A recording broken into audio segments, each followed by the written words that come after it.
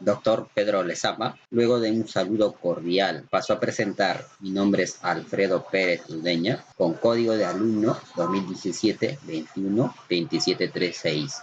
El curso de inmunología paso a exponer acerca de la respuesta inmunológica frente a SARS-CoV-2. Para abordar este tema es necesario mencionar acerca de cronología, estadística y epidemiología, ¿no?, de esta enfermedad. A finales del mes de diciembre, en la ciudad de Wuhan, provincia de Hubei, en China, se detectó el primer caso de infección considerada enfermedad infecciosa emergente, la nueva pandemia por coronavirus. A raíz de eso, en dicha ciudad, las autoridades ordenan a que se cierre el mercado, el centro de foco, y los científicos identifican la nueva cepa de este coronavirus. El 9 de enero, más o menos, la Organización Mundial de Salud identifica que dicha enfermedad es causada por el coronavirus. El 12 de enero, los científicos chinos informan la secuencia de ADN de este coronavirus, y el primer transmisión de humanos a humanos fuera de China se va a dar en la ciudad de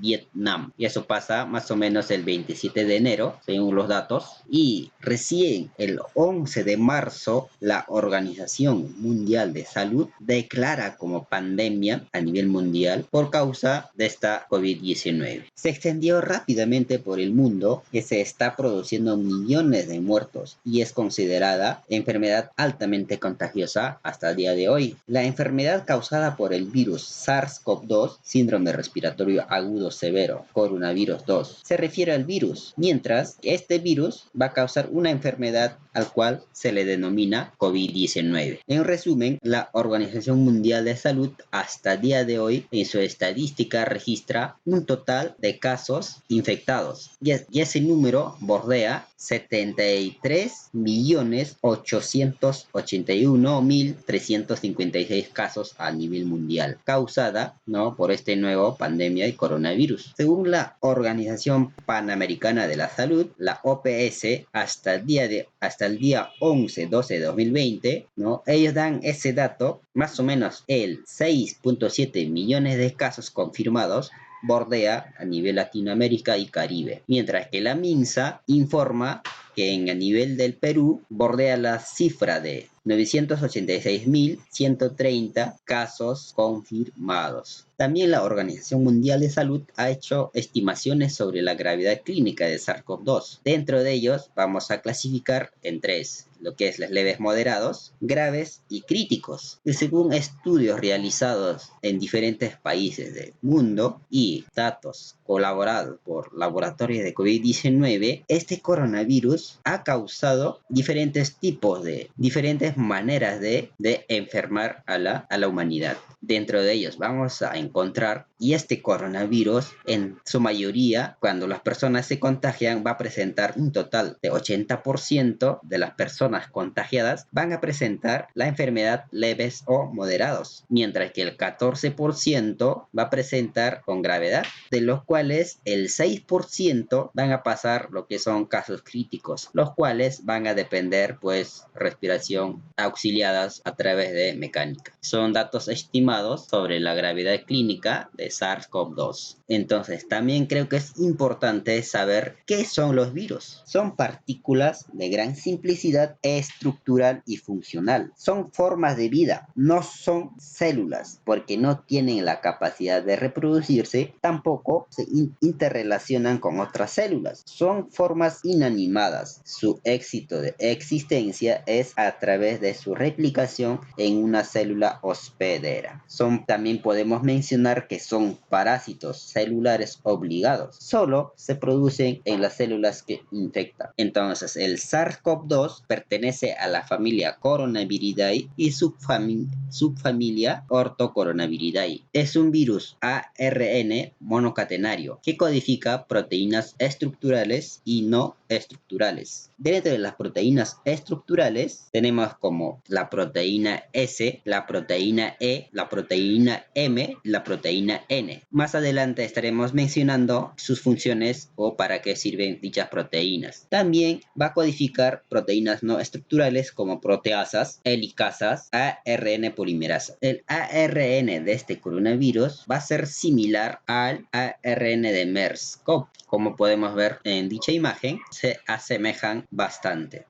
Bien, los coronavirus tienen forma esférica con un diámetro aproximado de 125 nanómetros. Su genoma está constituido por una hebra de ARN con polaridad positiva. Este coronavirus va a tener una cápside de simetría helicoidal constituido por la proteína N de nucleoproteínas, el cual le permite al virus camuflar el material genético ante el sistema inmunológico. Muy aparte de eso, este también va a participar en la replicación del material génico, empaquetamiento de partículas virales. El coronavirus también va a presentar una envoltura lipídica con 3 proteínas ancladas en ella, así como podemos ver en la imagen, los cuales se denominan, ¿no?, la proteína E, la proteína de membrana M y la proteína S. Y S va a presentar 1 y 2.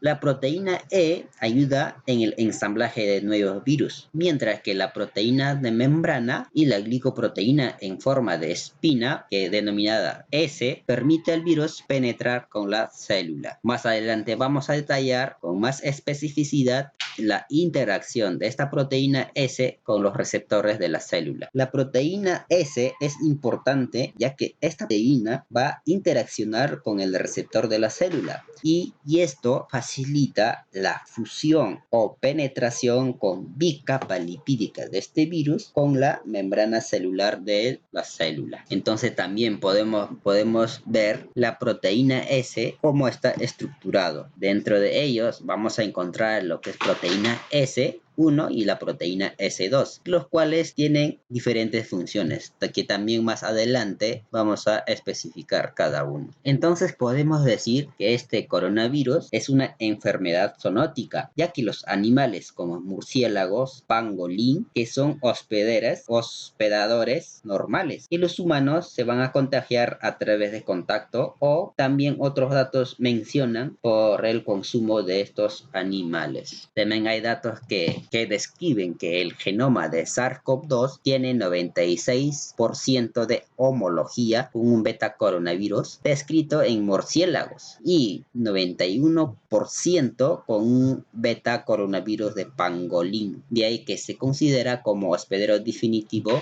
de este coronavirus. Bien, en cuanto a su replicación o el ciclo de coronavirus, podemos mencionar que los virus pueden tener diferentes rutas de entrada. Por ello, los métodos para prevenir el contagio es diferente para cada tipo de virus. Cada tipo de virus infecta a un determinado tipo de células. Quiere decir que aquellas células que tienen receptores específicas para cada tipo de virus. La proteína S contiene el dominio de unión al receptor de la célula. Por lo tanto, es la proteína determinante del tropismo de este virus. Además, para el ingreso del virus se requiere de proteasas celulares como purinas y serinproteasa TMPRSS2. ¿No? La proteína S interacciona con la enzima convertidora de angiotensina 2, ¿no?, que se encuentra en la membrana de la célula. La proteína S es clivada por una proteasa celular, el TMPRSS2, en dos subunidades S1 y S2. La subunidad S1 contiene el dominio de unión al receptor, en tanto que la subunidad S2 contiene el péptido para la fusión a la membrana celular, como podemos ver en la imagen. Una vez cuando haya fusión con la S2 con la membrana celular, bueno, entonces, de acuerdo a esta imagen, podemos ver cómo es un virus hace el acoplamiento o la unión utilizando sus proteínas ¿no? Con una célula hospedera. Entonces, también el ciclo de replicación podemos ver en esta imagen, ¿no? El virus, así como habíamos mencionado, pueden ingresar a través de endosomas recubiertos por una membrana plasmática o bien a través de la fusión de bicapa lipídica del virus con la membrana plasmática de la célula, liberando así su contenido viral al citoplasma. A partir de aquí existe una traducción de una cadena que luego va a sufrir proteólisis, que una cadena polipeptídica, de manera que se va a generar una cadena polimerasa, RNA, que es la encargada de generar el molde RNA viral, ¿cierto? Para permitir la transcripción de todas las proteínas necesarias y formar nuevas partículas virales. A partir de este molde de RNA, también va a generar por replicación gran cantidad de material genético que luego va a ser el material génico de los viriones. La traducción de las proteínas virales en el retículo endoplásmico rugoso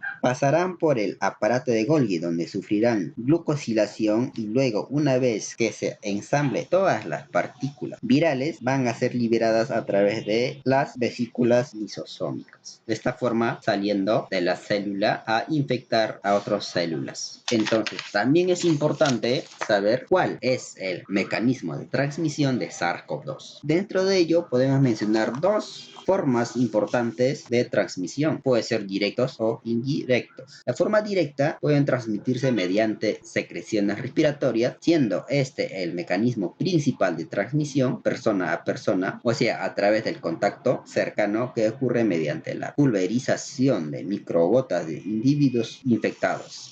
Esto lo hacen a través de tos o estornudos. Una vez contraído su periodo de incubación asintomático probable y entre 2 a 14 días, durante el cual se podría transmitir el virus infectando 2 a 3 personas por minuto. En cuanto a la transmisión indirecta, esto quiere decir por contacto indirecto, que el virus depositado en diferentes objetos, ¿no?, es distinto en distintas superficies por los microgotas o aerosoles por un individuo infectado. Permanece variable por tiempo diferente. Permanece variable en función de las características de dicho material o objeto. Así el contacto con algún fómite o posteriormente con alguna mucosa del cuerpo, como puede ser oral, nasal, conjuntival, que son puertas de ingreso descritos hasta la actualidad para contraer esta enfermedad. También es importante mencionar qué cosa es linfohistiocytosis hemofagocítica secundaria o también conocida como tormenta de citoquinas. En primer lugar, conociendo por qué ocurre esto. Ocurre cuando el organismo lucha contra un patógeno desconocido y esto desencadena una respuesta inflamatoria exagerada. Entonces, las citoquinas que normalmente envían a los linfocitos y a los macrófagos al sitio de inflamación y a su vez generan la producción de más citoquinas, lo que ocurre es que cuando pasa esto, todo genera una hiperreacción inmune, por lo tanto, una hiperinflamación, y esto causa daños severos a los órganos afectados. Ejemplo, en los pulmones, todas las células con las secreciones se acumulan y en los conductos los bloquean y pueden llevar el paciente a la muerte. Pero ojo, esto solo pasa en ciertos pacientes. Durante una respuesta inmune, los macrófagos y linfocitos T inducen la producción de citoquinas, el cual existen en diferentes tipos de citoquinas proinflamatorias e inflamatorias, así como puede ser la interleuquinas 1, 2, 8, 6, los cuales normalmente se conocen como proinflamatorias, y también mencionando que dentro de inflamatorias tenemos interleuquina 4, y todos ellos actúan como comunicadores intercelulares, induciendo receptores de membrana de las células cercanas o incluyendo la proliferación celular o induciendo la producción de anticuerpos, conocidos como inmunoglobulinas, y estos van a generar en pacientes fiebre e inflamación. Entonces, también es importante saber, ¿no?, cómo hoy en día los virus hacen mecanismos de evasión al sistema inmune. Es igual pasa con este virus. Los coronavirus están particularmente adaptados para evadir la detección inmune. En una publicación en la revista Nature, el 10 de septiembre de 2020, habla sobre las mutaciones de este coronavirus, en donde explica la mutación D614G, que es cambiado solo una base nitrogenada que contiene una nueva estructura. Por consiguiente, que el sistema inmunitario no reconocerá al virus. De esta manera, en casos de reinfección, el sistema inmune no sería capaz de proteger frente a este virus. O también hablando sobre las vacunas, ¿por qué no la vacuna no sea útil a este cambio que se presenta el virus, que confiera nuevas capacidades de infección? Entonces, esto sería fundamentalmente muy importante conocer cómo es que este virus, a través de mutaciones, pueda evadir lo que es el sistema inmune. Bien, estando esto, vamos a hablar acerca de la respuesta inmune, ¿no?, frente a este coronavirus. Dentro de ello, podemos clasificar en dos grandes grupos, como respuesta inmune innata y la respuesta inmune adaptativa, el cual también se va a clasificar en humoral y celular. Entonces, para empezar, ¿qué sería? ¿Cómo es que esta respuesta innata actúa frente a SARS-CoV-2? Recordando sobre el sistema inmune, podemos diferenciar que hay dos grupos de sistema inmune. Inmunidad innata, que es inespecífico,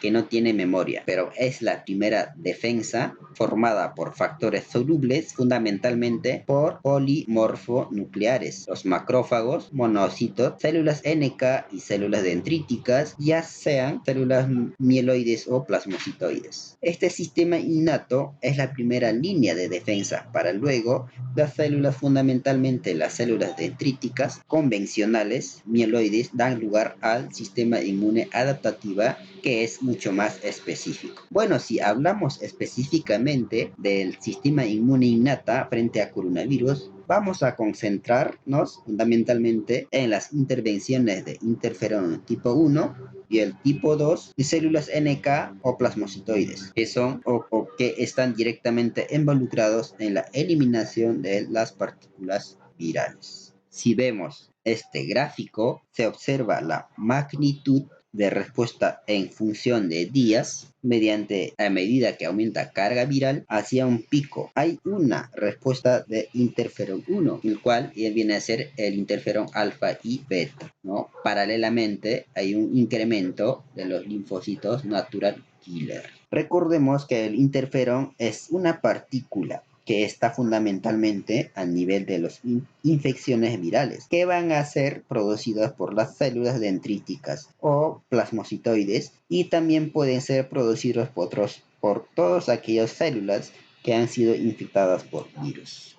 Y estas células liberan el interferón tipo 1, que pueden tener función autógena o parácrena a células adyacentes y generar esta célula en un estado antivírico. Ese estado antivírico lo genera debido a que la unión de interferón 1 y su receptor van a generar distintos mediadores, como incremento de proteínas quinasa y DRNase. Ellos van a inhibir la síntesis de proteínas víricas y permitir la degradación de proteínas víricos e intervenir en ensamblaje de estas partículas virales, por lo cual genera un estado antivírico a nivel de las células, aun cuando estas células no hayan sido infectadas por este virus. Nuevamente, las células NK son capaces de detectar células infectadas e inducir a esta célula a apoptosis o la muerte celular programada, fundamentalmente a través de dos mecanismos, que son la unión con su ligando o desligando a través de liberación de enzimas perforinas en la célula. La intervención de estos elementos es fundamental para un desarrollo de proceso antivírico, pero sin embargo vale mencionar que también hay presencia de los macrófagos. La presencia y el incremento de estas células en los procesos infecciosos juega un rol de deleterio o generan mal pronóstico. Si pensamos en el alveolo pulmonar, encontramos neumocitos 1 y 2 recubiertos por una capa de surfactante donde a nivel apical se encuentran los macrófagos alveolares. Y a nivel vasolateral no solamente se encuentran los fibroblastos,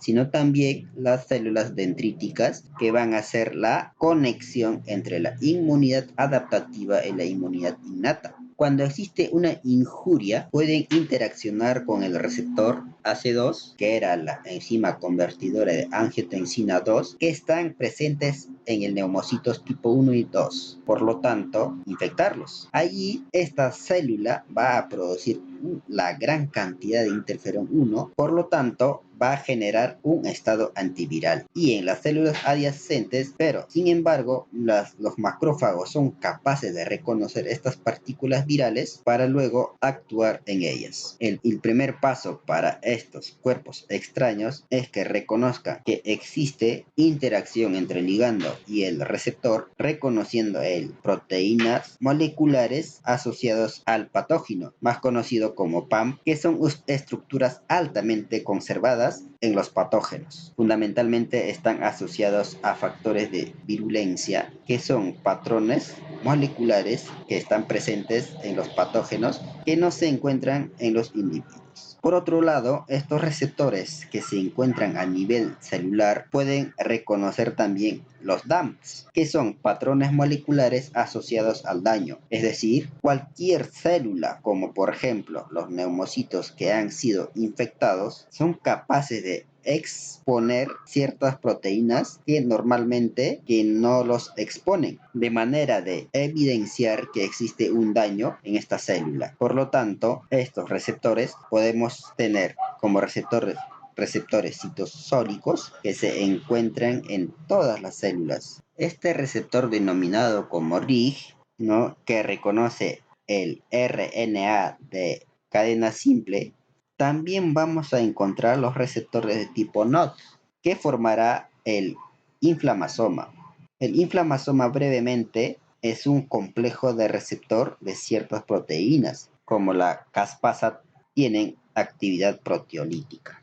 Entre los receptores pueden ser los receptores de membrana y receptores endosómicos. Recordemos que uno de los pasos del ciclo viral era a través de endosomas, que está mediada por receptores de tipo TOL, endosómicos de tipo TOL. Cualquier receptor que se encuentra en el patógeno es capaz de activar factores de transcripción cuando llegan al núcleo son capaces de persistir la transcripción y síntesis de gran cantidad de interferones y citocinas proinflamatorias, y de otra parte las quimioquinas. El segundo paso en esta respuesta inmune innata se conoce como activación celular, ¿no?, en donde las citocinas proinflamatorias van a permitir la activación de más moléculas, mientras las quimiosinas van a permitir el reclutamiento de gran cantidad de células, entre ellos de natural killer, células dendríticas, plasmocitoides, monocitos y neutrófilos. Otra de las características es que este factor nuclear permite la liberación de citocinas proinflamatorias, fundamentalmente interleucina 1 y interleucina 2, interleucina 18, que se encuentran como procitocinas. Por lo tanto, este inflamasoma que tenía actividad caspasa es capaz de degradarla de manera que produciendo gran cantidad de citocinas activa y liberarlas en compartimiento extracelular.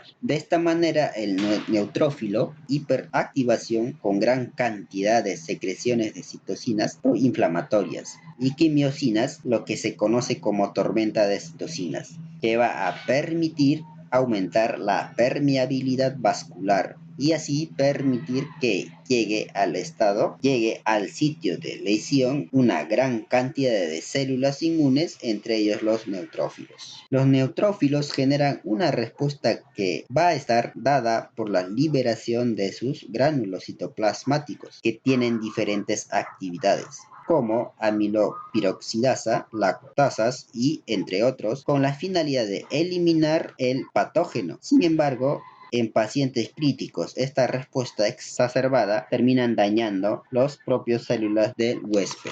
En este trabajo demuestran cómo que los neutrófilos liberan trampas extracelulares que se denominan trampas extracelulares de neutrófilos. Son trabajos o artículos donde informan que los neutrófilos liberan NET. Quiere decir que trampas extracelulares que se denominan trampas extracelulares de neutrófilos. Que en esta imagen podemos observar en donde el neutrófilo elimina una carga de DNA junto con proteínas hacia el espacio extracelular, y esto provocaría mayor daño tisular en ciertos pacientes. Finalmente, como parte de la inmunidad innata, tenemos las células NK. Si hablamos objetivamente de esta patología, o sea de coronavirus, existe una disminución del número de células NK en los pacientes severos. Esta disminución no solamente se ve en número, sino que también en la funcionalidad, como la disminución de interferón gamma,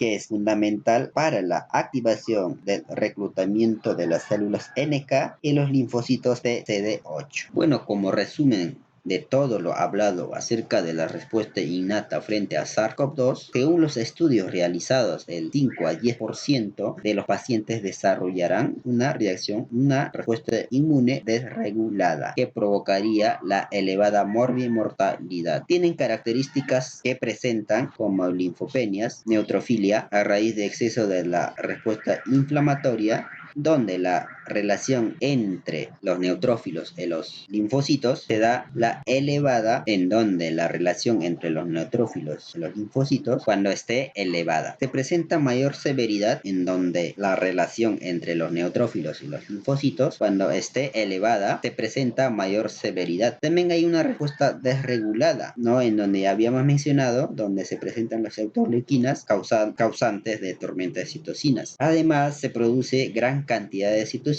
fundamentalmente las interleuquinas 6, 8 y 10 fundamentalmente, que infectan a las células NK, provocando un aumento de este receptor inhibitorio que suprime la actividad de las células NK, generando así la disminución de interferones. Por lo tanto, los neutrófilos no tendrían freno y favorecerían más a esa respuesta neutrofílica que estamos observando. A medida que se activen esta inmunidad innata, también se activan las células dendríticas, que son los que van a permitir nexo entre la inmunidad innata y adaptativa. Y también vamos a hablar acerca de la respuesta inmune adaptativa frente a SARS-CoV-2. Esta respuesta adaptativa está conformada o está mediada por los linfocitos T y los linfocitos B. Tiene las características principales que vamos a desarrollar conforme que vamos avanzando. La respuesta inmune adaptativa es una respuesta mucho más específica, y es por se requiere un tiempo para desarrollarse, aproximadamente 7 días, como se ve en la imagen. La inmunidad adaptativa se divide en inmunidad humoral mediada por linfocitos B, células productoras de anticuerpos, y mediada por los linfocitos T. Se llama respuesta inmune celular porque son los linfocitos T que se dirigen al sitio de infección a cumplir su función efectora. Este tipo de respuesta es importante para eliminación de los microorganismos intracelulares, ya sea para eliminar aquellos microorganismos que residen como los virus. Esencialmente, la respuesta inmune adaptativa mediada por células está principalmente conformada por los linfocitos T CD4, también llamados linfocitos helper o colaboradores, ya que su función efectora es producir mediadores que son citocinas que van a permitir que estas células ayuden a colaborar con otras células del sistema inmune para que en última instancia sea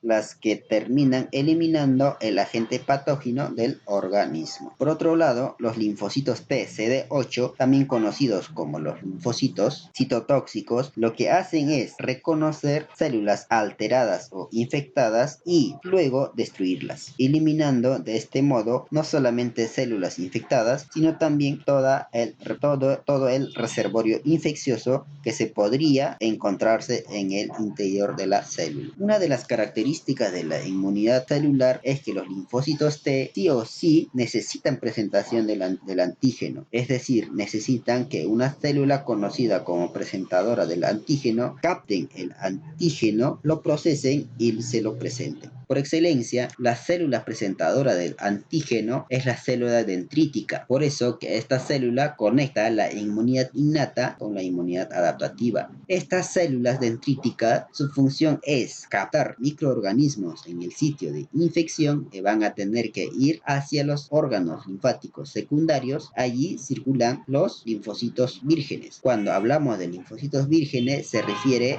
a que linfocitos que aún no tuvo contacto con ningún antígeno y aún no están activados. Entonces las células dendríticas van a ir a los órganos linfáticos secundarios a mostrar el antígeno y a los linfocitos T. Los linfocitos T solamente van a poder tener contacto con el antígeno, que están encargados en las moléculas del complejo mayor de histocompatibilidad, y dado que estas moléculas solo pueden cargar péptidos antigénicos, es decir, péptidos que derivan de proteínas, nuestros linfocitos T solamente reconocen antígenos peptídicos.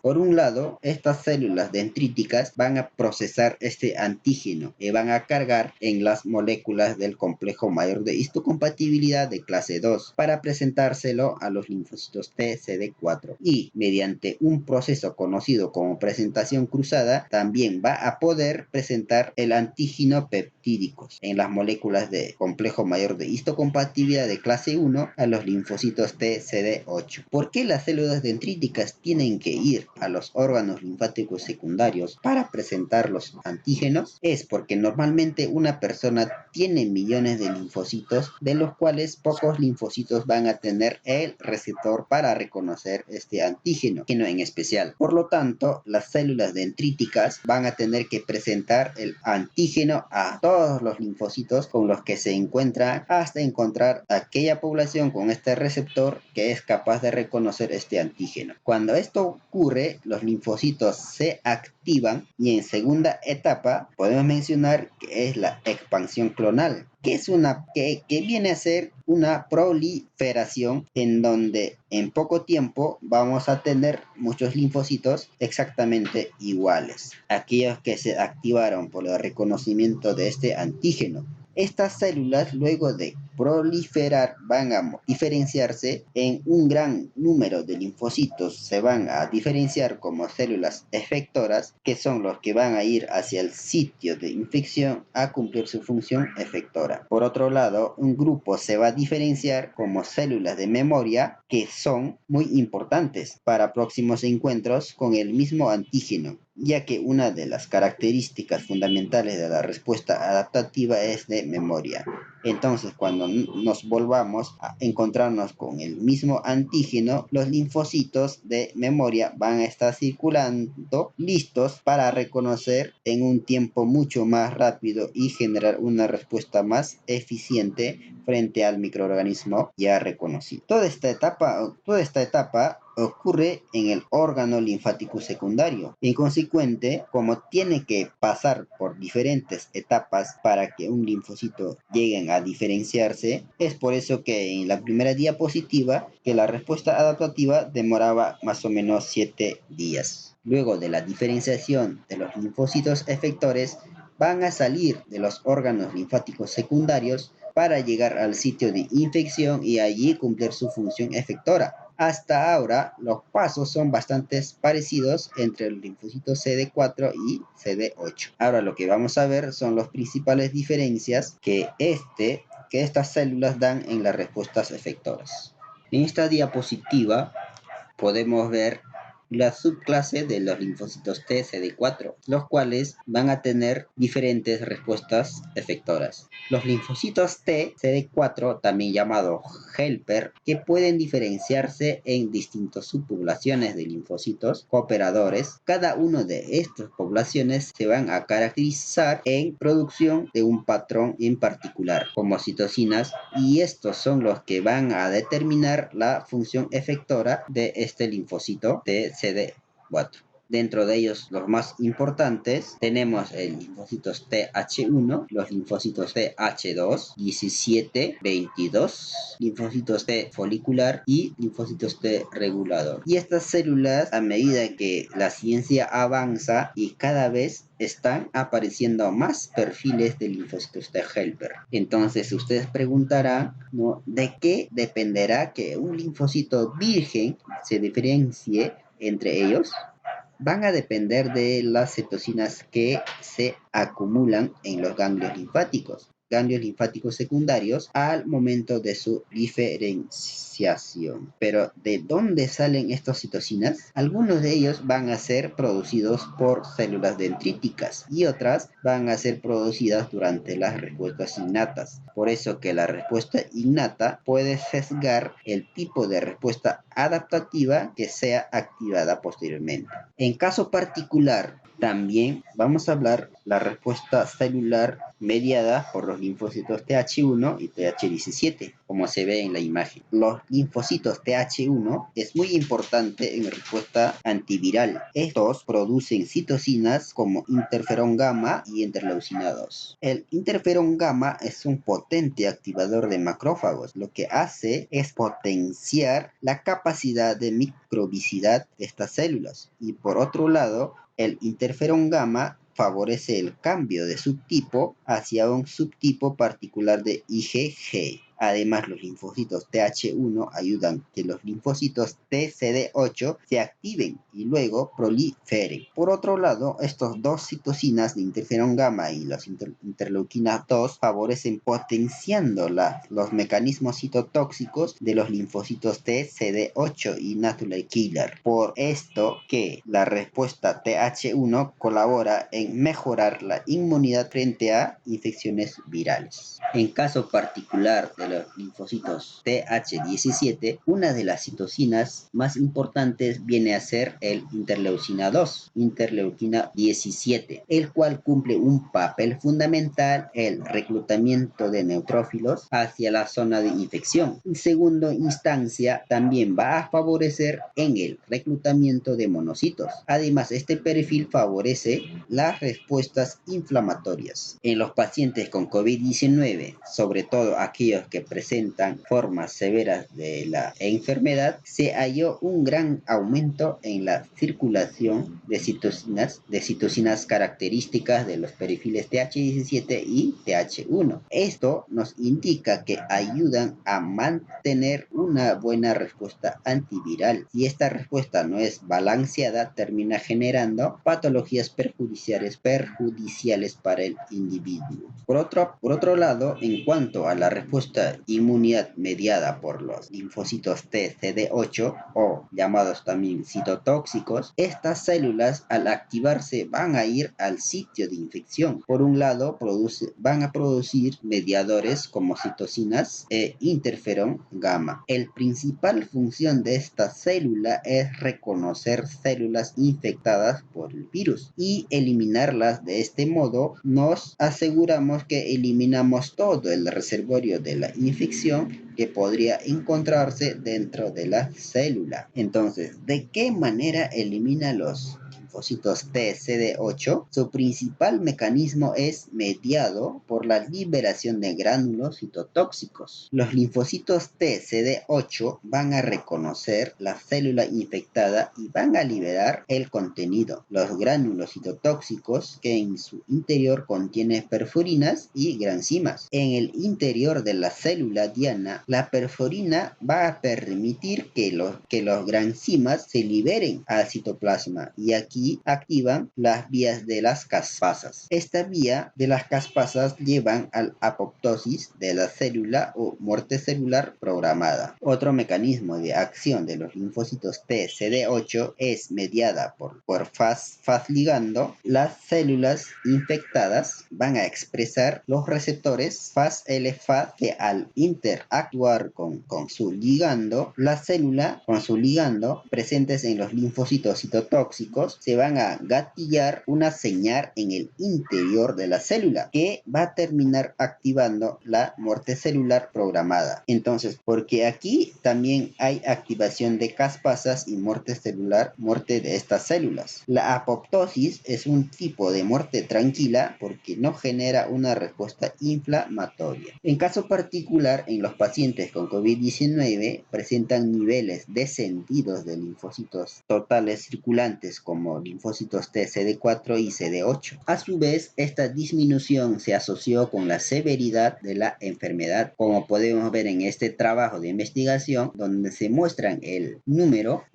total de linfocitos, el de CD4 y el de CD8, en los controles sanos y en los pacientes COVID-19 separados por aquellas que no requieren de cuidados intensivos y aquellos que sí requieren de cuidados intensivos. La gran mayoría de los pacientes, como podemos ver, niveles disminuidos de estos linfocitos, esta disminución se hizo más marcada en aquellos sujetos con las formas más severas de la enfermedad. Algunos trabajos también indican que los pacientes con COVID-19 podrían tener una disminución en el número de circulantes de linfocitos T reguladores. Esto también es otra evidencia de trabajo de investigación en donde los linfocitos T CD8 presentes en los pacientes con COVID-19 no solamente están en menor número con respecto al controles sanos, sino que estos linfocitos CD8 presentan un aumento del receptor inhibitorio llamado NKG2A, siendo además menos funcionales. Se vio que por un lado van a producir menos interferón gamma y en su interior menos granzima, es decir, convirtiéndose en linfocitos menos citotóxicos. Esta menor funcionalidad se incrementa a medida que progresa la enfermedad. En estos pacientes se reportó un aumento significativo en el número de citocinas proinflamatorias en circulación. Muchos de ellos pertenecen a los perfiles de TH1 y TH17. También aumento de quimiosinas. Todo esto se hizo más evidente a medida que avanza la severidad de la enfermedad. Esto se le conoce como la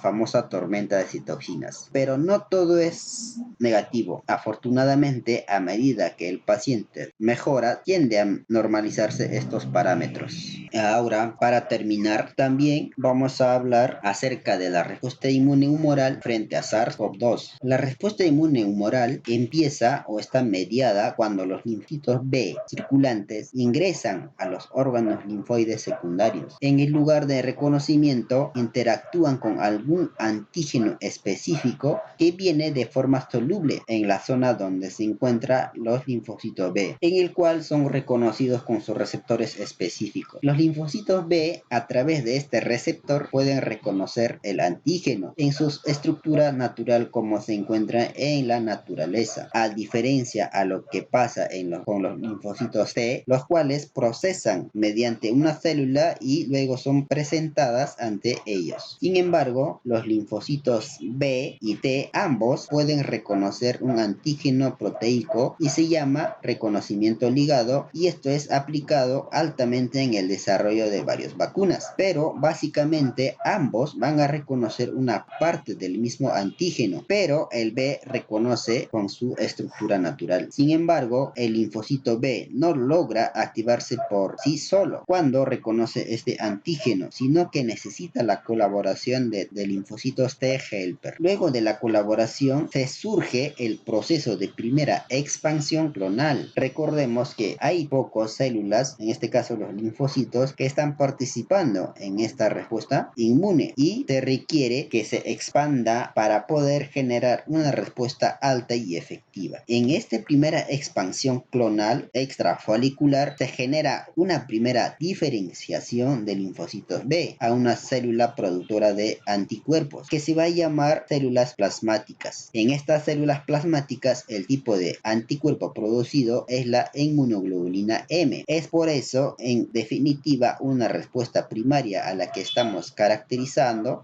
al primer anticuerpo que se encuentra en la circulación es la inmunoglobulina M. Posteriormente, tanto como los linfocitos B y T migran para generar un centro germinal hacia los folículos. En esta el centro germinal ocurre características únicas de la respuesta inmune que son T-dependiente, que son cambios de dicho tipo, de la moderación de la afinidad y digamos la producción de linfocitos B de memoria. En el centro germinal está ocurriendo la gran multiplicación de células B con la finalidad de generar gran expansión clonal de estas células, debido a que el proceso de maduración de afinidad que básicamente se busca es que biológicamente que los linfocitos B tienen un anticuerpo el cual puede unir al antígeno de memoria, el antígeno de manera específica, pero en general no lo hace con la capacidad de unión alta, es decir, que tiene una afinidad baja, lo que busca esta afinidad de maduración es que generar mutaciones en una región unión al antígeno, la cual lo permita unir de manera mucho más alto. Estos procesos son procesos biológicos muy complejos y es una ventaja que tenemos los mamíferos,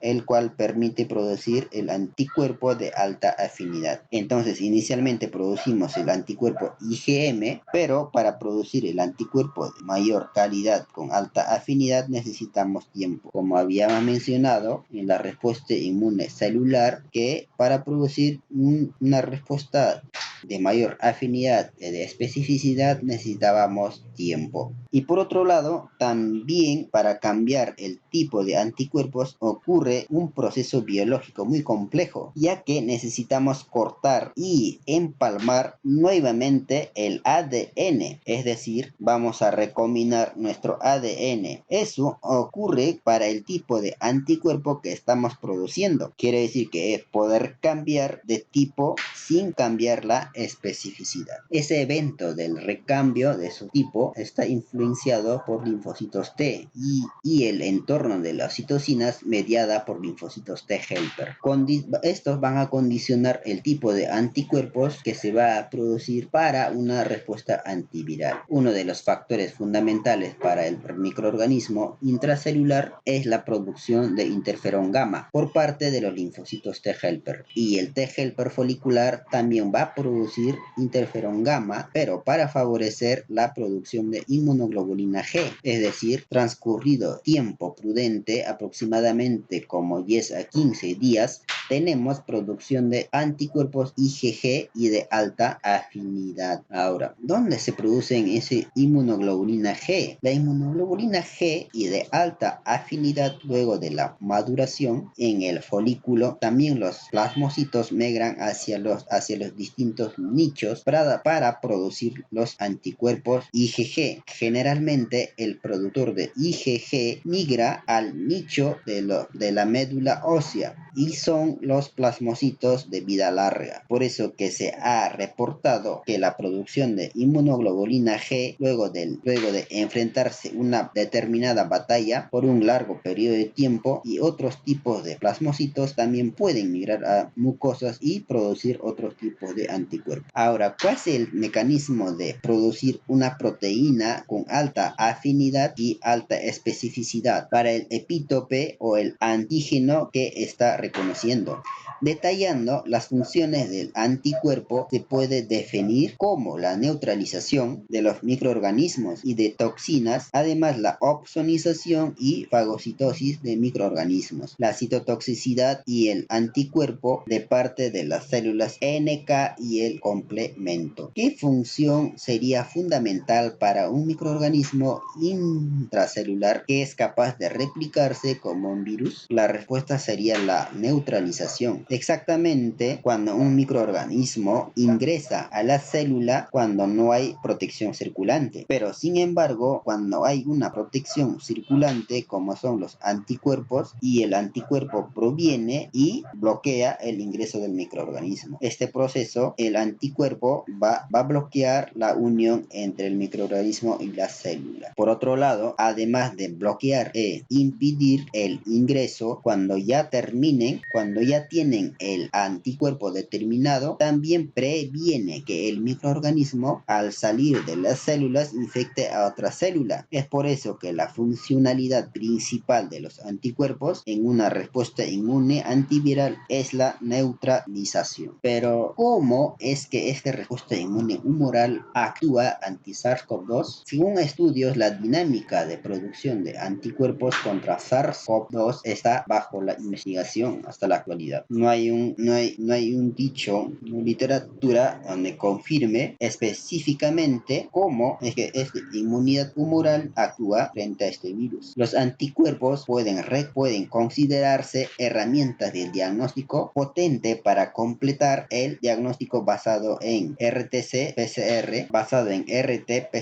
real time, ¿no? De cadena polimerasa, la identificación de antígenos altamente inmunógenos generadores de anticuerpos neutralizantes. Son fundamentalmente para el estudio de la respuesta inmune humoral y el desarrollo de terapia y vacunas. También las generalidades previas de la infección por SARS-CoV-2 induce la seroconversión tan pronto como el día 4 después del inicio de la enfermedad, y se encontró en la mayoría de los pacientes a los 14 días, y la IgG específica, la larga duración y el anticuerpo neutralizantes informan hasta 2 años después de la infección, y otros trabajos incluso 3 años. En relación a la inmunidad tumoral, ¿no? y celular tras la infección por coronavirus, la mayoría de los artículos coinciden en que aparecen a partir de la segunda o tercera semana tras el comienzo de la sintomatología. La inmunoglobulina M se detecta a partir del 7 y 12 días con pico en el día 28. En cambio, la inmunoglobulina G se va a detectar, ¿no? A partir del día 10 hasta 14 día con pico en el 49, y a los 11 días se detectan los anticuerpos neutralizantes. Todos los pacientes, independientemente de la gravedad clínica, van a desarrollar cantidades detectables de anticuerpos, aunque los títulos de los neutralizantes podrían ser superiores en las infecciones más graves. En general, y para los coronavirus de los que se tiene experiencia, los anticuerpos permanecen detectables alrededor de un año desde el inicio de síntomas, aunque algunos autores han encontrado una duración de hasta 3 años, como habíamos mencionado anteriormente. Bueno, me despido. Eso sería todo en cuanto al trabajo de investigación realizada por el alumno Alfredo Pérez. Muchas gracias.